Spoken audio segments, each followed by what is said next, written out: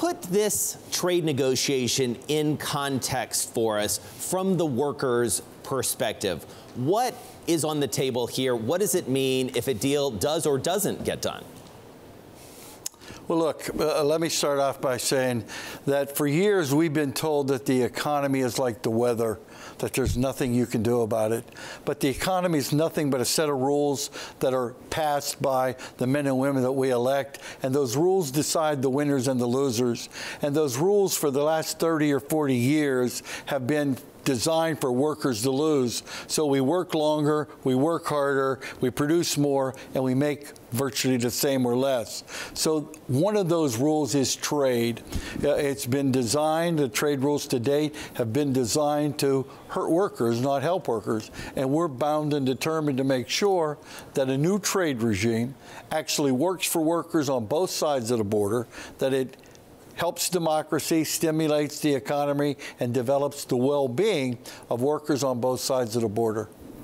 And so I want to take you back. I was joking earlier. It seems like a long time ago, but the State of the Union address was earlier this week. I believe you were there as a guest of Speaker Pelosi. What did you hear in that room about the economy that either gave you some optimism or maybe gave you some pause? Well, I was disappointed that the president scapegoated immigrants to the extent that he did. He said that virtually everything that's wrong in the country is coming about because of immigrants, and that's simply not the case. There's an imbalance of power in this country between employers being too strong and workers being too weak. But that's come about because we've been attacked at various states. They try to destroy the right to bargain. They destroy the power of workers. Bad trade bills, bad tax bills, like the one that was just passed that encourages and rewards people for offshoring. And I was hoping he would talk about how he's going to bring that back in, but instead he said, our wages are lower because of immigrants. Crime is higher because of immigrants. Our hospitals are overcrowded because of immigrants. Every woe out there, he pointed to immigrants, rather than the rules that have been designed to keep wages down. That was disappointing to workers, I think, across the country. So in the official response to Trump's address, we had Democratic Rising Star Stacey Abrams, and she was talking about how the president has left the nation's middle class adrift. Let's listen to that. In Georgia and around the country, people are striving for a middle class where a salary truly equals economic security. But instead, families' hopes are being crushed by Republican leadership that ignores real life or just doesn't understand it. So, Mr. Trumka, we are obviously in the early stages of the 2020 campaign. Stacey Abrams has been tapped as somebody who may have some role in that. We're also hearing a lot from some Democratic contenders. Are you hearing what you want to hear from the Democratic side from an economic planning perspective? Look, it doesn't really matter what I want to hear. It's what workers want to hear. And here's what workers believe. Workers believe that neither the economy nor the political system is working for them. They believe that when the Koch brothers can spend almost $1 billion in one election cycle, that their $3.50 that they can contribute isn't going to be heard.